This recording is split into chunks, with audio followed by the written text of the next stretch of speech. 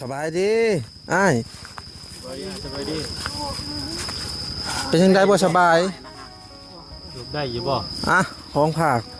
กับข้าวเป็นได้เรื่องราวแต่ทมิตหันกะ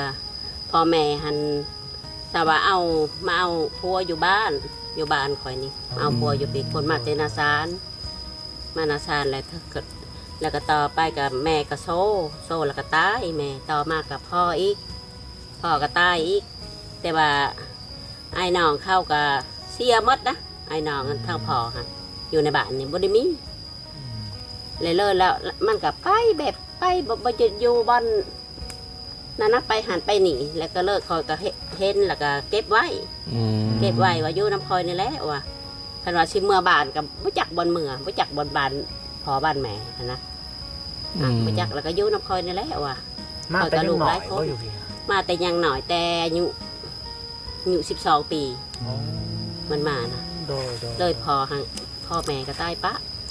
แล้วก็ต่อมาแล้วมาอยู่น้ำคอยแล้วก็ไปไทยบัดนี้ประมาณอายุ17-18นี่ไปไทยแล้วพอดีไปแล้วบ่ได้เงินนะบ่ได้พักให้คอยจักกีบก็บ่ได้พักของมิแต่ซื้อข้าวกินอยู่พุ่นกะแล้วถือข้าวโกงเท่าแกโกงมาแล้วก็คอยกะว่าโอ้ยว่ะท่านว่าบ่ได้แล้วก็มาว่ะพากันมาหอดอันมุกดาหารพอดีถือข้าวจับบัดนี้ถือข้าวจับพอดีซ่องถิดอยู่นะฮะมันมาทุกคนก็บ่มีเงินจักกีบส่งคาคิงเสื้อคาคิงแล้วมาทุกคนแล้วก็มาเฮือนคอยนี่แหละเฮือนคอยก็สวับมือหนึ่งนอนมือซองไปแบบนั้นนะในคนบ่อนะเนาะคนอยู่มึงมีผีมีน้องผีมีน้องมึงมาแต่โดนแล้วก็แต่ไทยมาแต่โดนแล้วจากทะเลปีอะไร4-5 ปีพอแล้วก็เลยก็อยู่ต่อไปนั่นแหละอยู่น้ำคอยนั่นแหละนั่นแหละอย่าว่าอยากให้พวกลูกหันซอยให้เบิ่งให้แย่งซอยมันบ่มีบอลอยู่คันว่ามีพี่มีน้องกับใครแน่คนบ้านนาชาติประมาณ30นี่แหละ30นี่แหละ30 ปี39เราก็เป็นหนังสืออยู่บ่เป็นหนังสือทำบ่ได้เข้าโรงเรียนทำมันว่าอยู่พุ่นหันเข้าอยู่แต่บ่เข้าใจแม่พามาแล้วก็เลยแม่มานำแม่บัดนี้สรุปทั้งเจ้าก็คือขอความช่วยเหลือเนาะเพราะว่าFCนั่นแหละให้ช่วยเป็นอะไรกันให้เบิ่งให้แย่งแต่ว่าอยู่นำคอยกับเบิ่งแย่งไปนานๆแหละคือแม่นี่ก็บ่ได้มีหยังสองเถานี่ก็บ่ได้มีหยังลูกหันไปไทยหมดมีแต่ลูกผู้ชายนั่นแหละอย่าให้เพิ่นซอยแต่ว่าคันว่าลูกมาแต่ยันบ่ถือกันกับลูกนะลูกก็มีแต่ลูกผู้ชายเฮาก็ขึ้นอีต้นมันเพิ่นเอาบ่แม่นพี่น้องเนาะน้องก็บ่มีแบบนั้นนะเพิ่นหันพี่น้องเจ้าบ่หรือบ่ก็บ่แม่นพี่น้องเจ้าเก็บมาซื่อๆเก็บมาอยู่มาเลี้ยงนั่นแหละมาเบิ่งมาแย่งแต่อยู่น้ำไผก็มันอยู่น้ำประมาณบางทีอาทิตย์2 อาทิตย์บางทีเดือนนึงมันอยู่หลายบ้านนะมันอยู่แต่ว่าได้มีไปสั่งมันสร้างผลงานอาหารกับมีอยู่แต่ว่าเขาบ่ให้ว่าได้มีไปสั่งก็อยู่น้ำแม่ก็คือว่าและแม่กับลูกหลายคนจากสิเอาย่างแบ่งปันหันหน้ากับท่อนี่สุดว่าให้หน้าตากากับท่อนี่ประมาณแหละลูกเป็นอะไรก็ให้ลูกเบิ้งแยงซอยนั่นแหละแต่เวียงงานเพิ่นก็เฮ็ดนำอยู่เนาะแม่นเพิ่นก็เวียกงานก็อาศัยมันนั่นแหละเวลามันเฮ็ดมันก็เฮ็ดเวลาไปหากินมันก็ไปแบบนั้นเดือนนี้เราอยู่บ่เด้ฮะเดือนนี้เราอยู่บ่อยู่ว่าสิไปไกลไปหาเงินหาคำก็บ่ได้ไปนะคอยบอกให้ไปว่าไปคันไปหาเงินหาคำก็ไปว่าอย่างว่าหาเงินซอกได้ก็ได้ส่วนตัวค่ะว่ามันบ่ไปมันว่าคันบ่มีผู้เบิ่งผู้แยงคันคอยตายกันเน่านี่ก็ย่ามันจะว่าไปถิ่มกันมันว่าสุดวันเดียวแบบนั้นเอากับปะปล่อยบ่ได้เฮ็ดได้สงสารมันเดี๋ยวไปเบิ่งโตของเพิ่นก่อนเนาะว่าเป็นจังใดนะพี่น้องเพราะว่าทั้งแม่เพิ่นก็ได้เล่าให้ฟังคร่าวๆเบิ่งเนาะแม่นปะใจร้ายตอนนี้เพิ่นอยู่ไสโอ้เพิ่นอยู่ตู้เพิ่นน่ะแล้วบัดนอนก็นอนบัดบ่นอนเวลาฝนตกแห้งก็เข้าไปนอนตารางนอนทั้งเฮือนทั้ง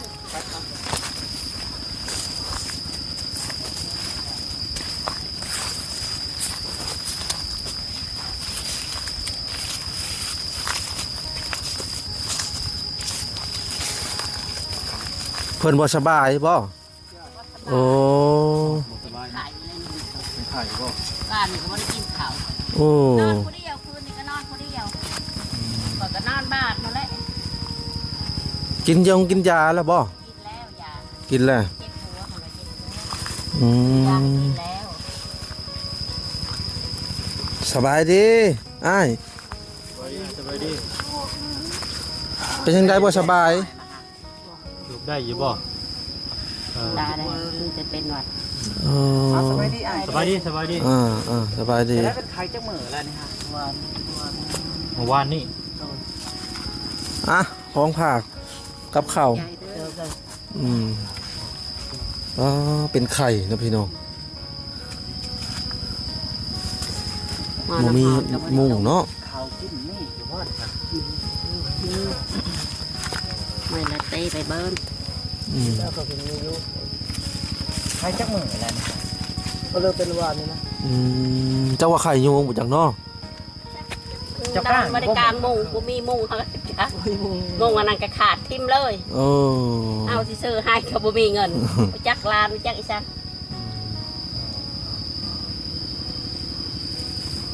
เจ้าเป็นคนบ้านได้อ้ายเจ้า ว่าสิบอกอย่างคนอยู่เหนือพุ่น คนอยู่เนื้อ คนอยู่บ้านเกิดเมืองนอนแท้ๆอยู่ห้วยชาน หอยซาน ห้วยชานบ้านเพื่องพุ่น หอยซานบ้านเพื่องเมืองพิมพ์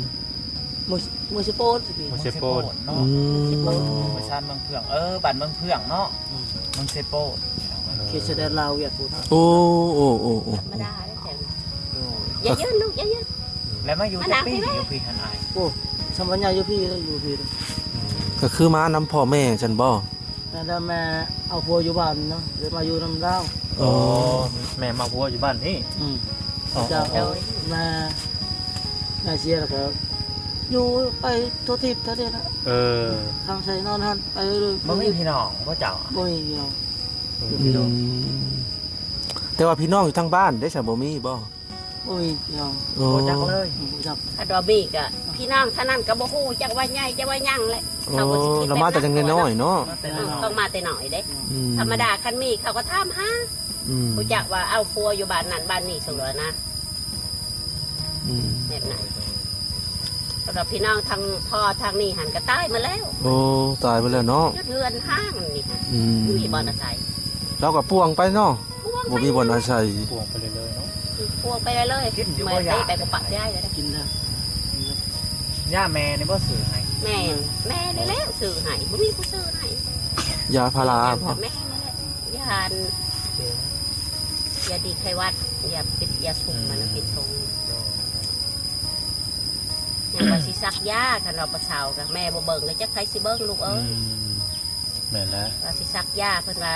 พังเบิ่งก้อนว่าคันพออดได้ก็อดมันว่านั่นน่ะ อืม ก็บอกให้อดแม่บ่มีก็ติดหนี้ติดชินไว้นั่นน่ะนะ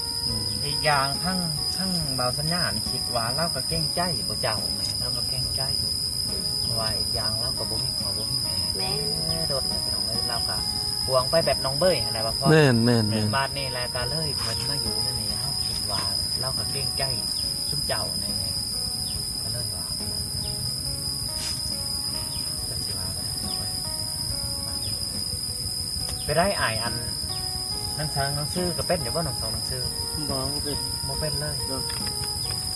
ว่าเป็นแต่ว่ามันคิดไล่ก็มันเข้าใจแบบนั้นหั่น โอ้ ตัวว่าไล่อีหยังนี่มันคิดไล่ปั๊บๆเด้ว่าผู้เป็นนี่นะมันคิดไล่ โอ้ เป็นเงินเป็นคำนะแต่ว่าหนังสืออ่ะบ่เป็น อืม เห็นนะเรื่องหาอยู่หากินก็พอใช้ได้อยู่เฮ็ดเวียกเฮ็ดงานแบบนั้นหั่นนะแต่ว่าสิไปโลเลเฮชากับบ่ได้ไป โอ้เมื่อสันตินยาวบ่มีเนาะ บ่มีประวัติแบบนั้นนะบ่มี อันว่าประวัติ ได้อยู่ เป็น นำ แม่ แม่ เพิ่นคงบ่เก็บไว้เนาะ แม่น เนาะบ่นอนบ่พอ แม่นแม่นไปอยู่นำจะคนเลยนำครอบครัวกับคนอื่นนะ อยู่สองคน สองครอบครัว สองคนอย่างนี้นะ เดี๋ยวหลังนี้เนาะ คันบ่ได้อยู่นำช่องครอบครัวนี่ไปอยู่ไสอ้าย บ่จักกันสิไปอยู่ใส่ ตามป่าตามไปนั่นสิแหละ ไป เนาะ ตามหา เออ ไปบริเวณเขตไปทั่วทิพย์ ไปทุกทีเนาะ อันนี้ เขาได้สันกินไม่ได้เวลาบ่ได้มาหาช่องครอบครัว เขาเรากินเราบ่ได้กินไป ไปเนาะ อยู่ไล่ตา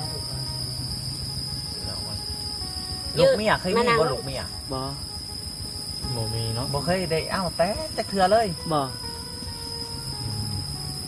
สรุปแล้วตั้งแต่เกิดเนาะอายุเพิ่นก็น่าจะ30กว่าปีเนาะเบิ่ง ได้แล้ว30ปลายก็ว่าแล้วมันว่า30 34พุ่นแล้ว 34ปี เออ เกิดปีเขาลอย84เกิด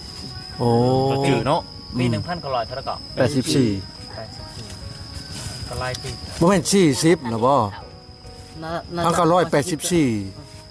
ได้ประมาณชื่อว่า30ได้40ตามเบิ่งเนี้ย ประมาณนั้นละ เตียงนี่ก็แม่คือสงสารว่าเอาเตียงแม่นี่แหละว่าไปนอนพอได้นอนว่า อ๋อ ว่าปูสาดนั่นแหละสินอนนี่เวลาสร้างกินกะยานะบ่มีแนวกินนะเพิ่นว่า เพราะว่าอยู่เที่ยงแม่กับพี่น้องลูกเต่าเขาเจ้าไล่พี่น้องเอ้ยอีกอย่างเพิ่นก็เก็บมาแล้วเพิ่นก็จักสิเฮ็ดจังได๋ทั้งแม่เพิ่นก็เลยว่าเพิ่นยืนมือทั้งยูทูบเบอร์หรือว่าบอกทั้งสองเบาพอดเบาหน่อยเบาลาเบาสัญญาพี่น้องให้มาเบิ่งนำกันพี่น้องเอ้ยมาคิดสงสารเรามาเห็นสภาพตัวจริงครับเราจะเห็นสภาพจังได๋น้อง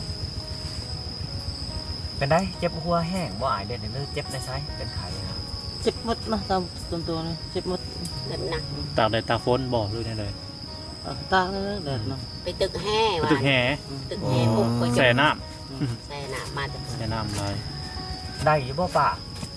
บ่ได้เถือบ่ได้ เวลาได้ก็ได้ไล่บ่อย ได้อยู่ ตักหญ้าก็ได้อยู่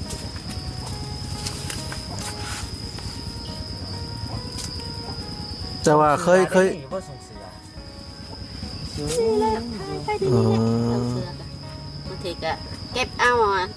เครื่องลูกนี่แหละ อ๋อ เครื่องลูกตัวเก่าตัวยังกับบางที เพราะอะไร ก็ ให้ พา เพิ่ ก น ให้ตัวละโตแบบนั้นนะแม่ก็บ่ได้ซื่อๆดอก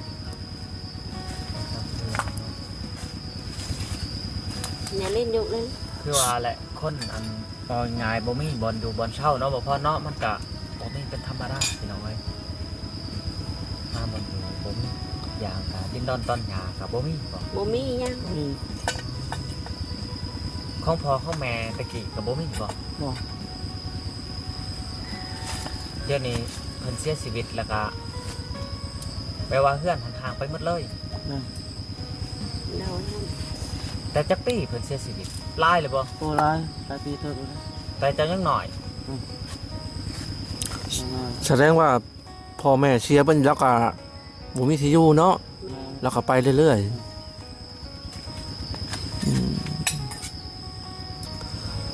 น้องพี่น้องก็จักสิว่าได้ บ่บ่บ่ สถานที่หรือว่าบอลดู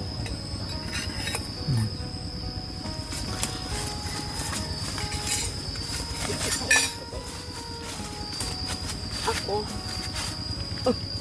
ฮอดแล้วบ่5 ปีเพิ่นมาอาศัยอยู่นำแม่ ขวา โอ้ ได้ทัก10บ่ 10 ได้ ปี 10 ปี 10ปลายปี ก็แบบ ปลายปีได้ แต่ว่าใหญ่เท่านี้ อืม มาแต่อายุ แต่เพิ่นมา 12 ปีนั่นแหละมา พ่อแม่เสียตั้งแต่อายุ12 มาอยู่จักปีพออยู่เพียง หลายปีเติบเลย10กว่าปีแม่เสียก่อน แม่เสียก่อนพ่อ พอเสื้อน้ำล้าง อืม คล้ายๆแม่มาจากเมืองเซโปนฉันบ่แล้วมาอยู่น้ำพัวบ้านนี่เนาะ แม่น อืมมาสู่ผัวกเสียเนาะ เสียบัดซองเลยเนาะ พ่อ เจ้า มันกับพ่อหนาได้โมเมนต์พ่อเอง เออ พอหน้า พ่อ บ่ นะพ่อนะพ่อเองมันก็ได้ มาน้ำแม่ว่าไงเนาะ แม่แม่เอาพ่อใหม่ดิมาน้าแม่แล้วเอาพ่อใหม่ละแม่ก็มาตายอยู่พี่พ่อก็ตายน้ำกันอยู่พี่อีบ่เดียวนี่ บ่ได้ลูกต่อบ่ บ่ เออ บ่ได้ลูก โดย ผู้นี้หันผู้เดียวมาน้ำแม่ แม่น หลังจากนั้นแหละอันแม่ก็ใต้พ่อก็ใต้แม่ก็พอบ่ได้ลูกต่อเลย บ่ได้เลย คือจบพี่น้องเนาะ แต่ว่าญาติพี่น้องอยู่ทั้งนั้นมีอยู่บ่อ้าย บ่มีพี่น้องมีก็ต้องเข้ามามีก็ทำหาบ่มี เออ แสดงว่าเจ้าหามีแต่เจ้าคนเดียวนี่ลูกแม่เจ้า แม่ผู้เดียวนะบ่เห็น ชื่อเจ้าจังได้อายชื่อเจ้า ดอน ชื่อดอน สื่อดอน อายดอนพี่น้องเอ้ย อืม อายุประมาณ35-40นี่แหละเนาะบ่พอเนาะ 1,980เท่าไหร่84 40ได้มาแล้ว 40บ่ อืม บ่40ก็ซ้ำเก่านี่เนาะ แม่น แต่ละมื้อแต่ละวันเนี่ยไปทางใดจะสมมุติว่าเจ้าบ่ได้ไข่บ่ได้หยัง ไปหากินหาอยู่ตะโลกตะฟ้าไปทางนี้ละ อืม ไปแล้ว งานดำนากับดำช่อยเจ้านี่บ่ เบาบ่ได้ดำบางทีก็อาศัยมันไถนา โอ้ โอ้ ให้หน้าให้ แต่ว่ามันอยากดำก็แม่ยังให้บ่ให้มันดำเพื่อที่ต้นมันนั่นแหละ โอ้ มันเมื่อยอย่างน่ะ โอ้แสดงว่าเราบ่แข็งแรงปานใดเนาะ ดำมันบ่ได้ดำมีไถนาให้ มื้อนี้คือสิบ่ได้ไทยแล้วเนาะมื้อนี้เนาะ สบาย แล้ว บ่สบาย พอ เนาะ เพิ่นได้ขาดเลยขาดหน้าเรา สรุปแล้วก็เราบ่ได้อยู่นำชุมเจ้าอย่างจริงจังเนาะ บ่บ่ได้ คล้ายๆแบบเราอาศัยเทียงนาเจ้าอยู่แต่ก่อนเนาะ ใช่แต่ว่าเที่ยงหน้าปีกายนี่เฮาอยู่พัดมันก็บ่ได้อยู่ได้นี่ไปนอนหันนอนนี่ นอนป่านอนดงไป ต้องเอาหลาน2คนเลยเด้แม่เพิ่นฮักกะมาที่ไทยเด้ผู้นั้นหั่นบ่มีผู้ดำนาเลยแม่หันโทรบอกให้ลูกมาว่ะ ลูกผู้ชายเขาวิ่งผู้มาว่ะเป็นอะไรกับปีหน้าว่ะแม่เอ้ยว่าปีนี้เขาบ่ได้มาว่ะนั่นแหละจังว่าโอ้เป็นอะไรก็ให้คนลูกเลยตัวยเนี่ยลูกแม่มาแต่คนก็มีแต่ลูกผู้ชายอย่าบ่ถือกันอยากสิไปอยู่ในใช้ว่ะแม่หันก็คือสงสารแบบนั้น เป็นได้อายนะฮะ เจ็บเพิ่นนะ ปฏิงกระโตบ่ ปวดมาก ก็คือทั้งเฮ้านี่ก็พ่อใดมาถ่ายทอดหรือว่าให้พี่ๆน้องๆได้เบิ่งให้พ่อๆแม่ๆเนาะบ่พ่อเนาะ แม่น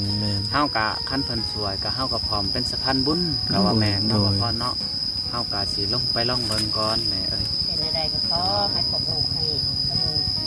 สิว่า เดินให้แน่เขาให้ได้ แต่ละ เขา ค ให้ น เขา ชี เบิ่ วิ ง ต ให้ เฮา แน่ บ่คือกันเนาะ มีเหือนมีชานอยู่เด้มันอยู่คนเดียวนี่จะเคยได้แม่ก็จักแนวที่เห็นจักแนวที่หายมันแม่ก็บ่มีอีหยังก็บ่มี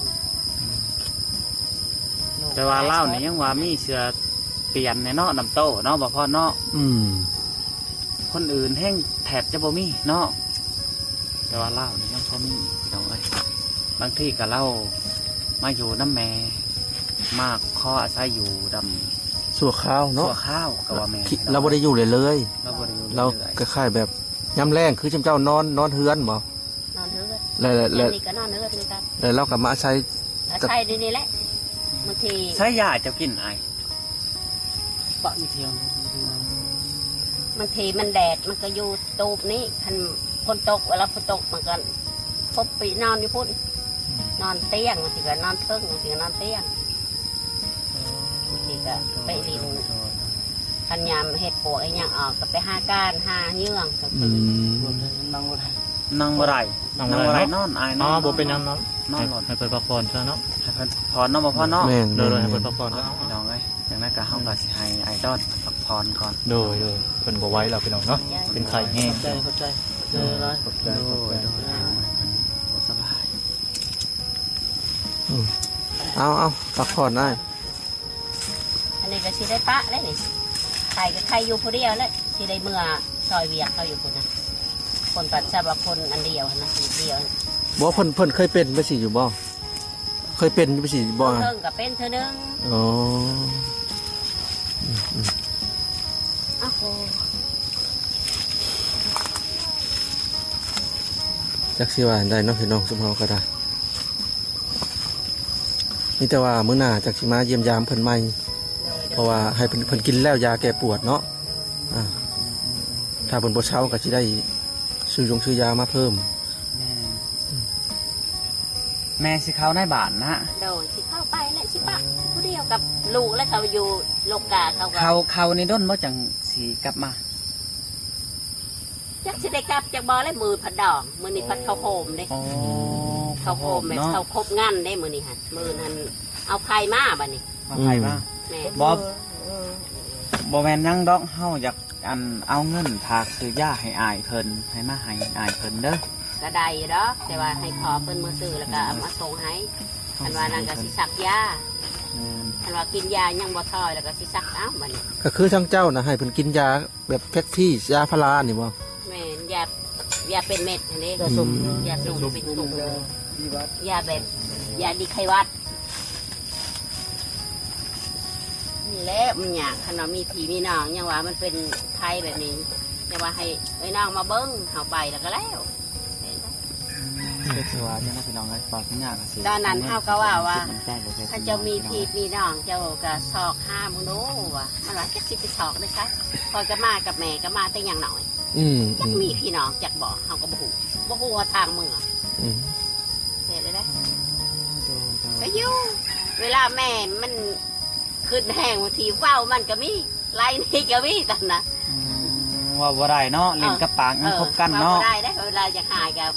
อันนี้ก็คือทั้งแม่เพิ่นมาบอกนี่ก็แต่ด้นแหละได้บ่พรแต่ว่าบ่ได้หน้า แม่นเห็นทั้งพ่อเพิ่นทั้งสามีของเพิ่นฮะแต่โดน ก็ไปบอกคือเนาะ ตอนนั้นได้ยินอยู่แต่คือแม่หันไปหาในบ้า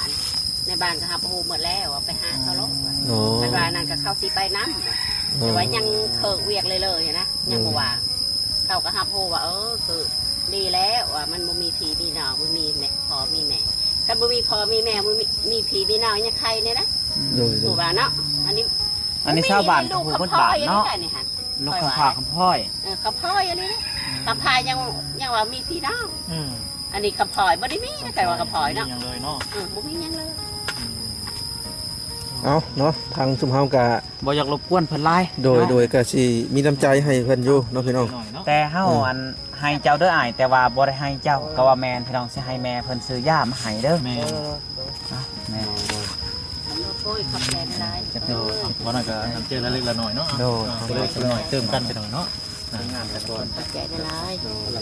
พอให้ชักยาเนาะ ท่านว่าน่ะก็สิซักยา โดย ยา ท่านว่าพอเพิ่นเมื่อมาหาเอ้ยน้องแล้วก็ยังบ่เศร้าแล้วก็สิเอาเพิ่นเมื่อ โดย ซัก จั ยาง ได๋ก็สู้ๆเด้ออ้ายเด้อมื้อหน้าน้องสิมาใหม่เด้ออ้าย โดย แม่พี่น้องเอ้ยเฮาก็บ่อยากรบกวนเพิ่น แม่น ก็ได้ เพิ่น เนาะ พักผ่อนก่อนเอ้า กลับเพิ่นเด้อพี่เด้อ สบายดี จะได้ให้ลูกทุกคนให้ได้เป็นได้ ถูกพี่น้องเอ้ยเฮาก็พ่อได้แต่ทายทอดให้ FC หรือว่าพ่อแม่ได้เพิ่นอันนี้ก็ แต่ว่ามือใดอีกหนึ่ง บ่ สินา อยู่ในนั้นน้องเอ้ย อยากได้เบอร์ โดย อีกไว้นี่ก็สิมาคือเก่าโดยอ่า เจ๋งขึ้นนะน้องเอ้ย เอาพี่น้องไปก่อนเด้อบัดนี้เด้อ